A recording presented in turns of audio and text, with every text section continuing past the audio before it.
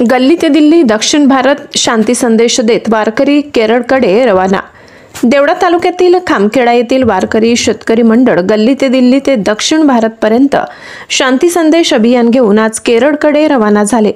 या गल्ली ते दिल्ली शांती संदेश अभियानात झाडे, पाणी, लेक, देश, संस्कृती, धर्म, गोमाता वाचवा तर भ्रष्टाचार, दहशतवाद, भ्रूण हत्या, वृद्धाश्रम, व्यसन हटवा आणि स्वच्छ भारत, सुंदर भारत, प्रदूषण मुक्त भारत, दिवसेंदिवस तरुण पिढी व्यसनांच्या आहारी जात आहे त्यापासून सावध राहावे, मोबाईलचा वाढत जाणारा अतिवापर कमी करावा आणि विविध प्रकारचे संदेश घेऊन वारकरी मंडळ गल्लीपासून ते दिल्ली कन्याकुमारी पर्यंत जात असताना वाटेत लागणाऱ्या छोट्या छोट्या गावांमध्ये टाळ मृदंग वाजवीत हे संदेश समाजापर्यंत पोहोचविणार आहेत। आज वारकरी शांती संदेश अभियान घेऊन जात असताना त्यांचे खामखेडा चौफुलीजवळ ग्रामस्थांच्या वतीने जल्लोषात स्वागत करण्यात आले। देवळा येथे पाचकंदील जवळ पोलीस निरीक्षक सार्थक नेहते यांनी शांती संदेश अभियानाचे स्वागत करून शुभेच्छा दिल्या। ग्रामपंचायतीच्या वतीने गुलाब पुष्प देऊन वारकऱ्यांचा सन्मान करण्यात आला। या संदेश अभियानाची सुरुवात खामखेडा येथूनच करण्यात आली। सकाळी वारकऱ्यांनी टाळ मृदंग वाजवीत गावातून प्रभात फेरी काढली।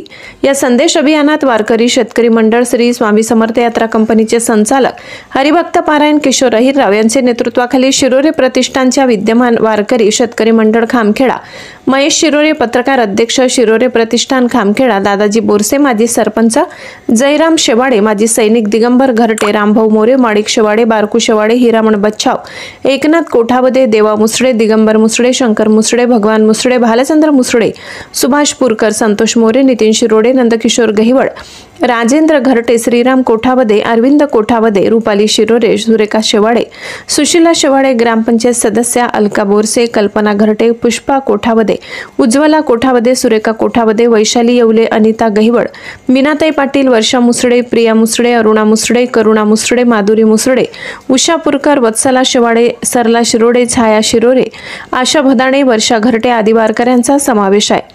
औंढा नागनाथ येथील मंदिर समितीच्या वतीने अभियानाचे स्वागत करण्यात आले असून पुजारी अभिजित औंढेकर यांनी लोकशाही 18 न्यूज चॅनलला मंदिराबद्दल माहिती दिली।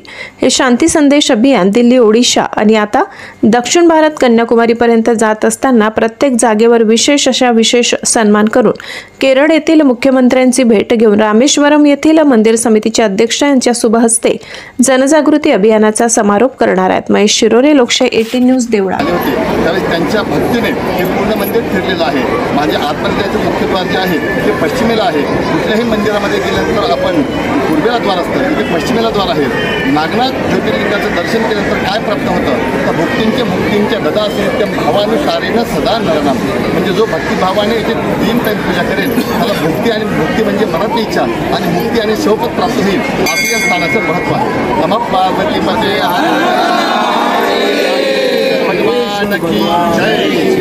धन्यवाद महाराज दिल्याबद्दल लोकशाही 18 न्यूजच्या वतीने आपलं मनपूर्वक हार्दिक स्वागत करतो।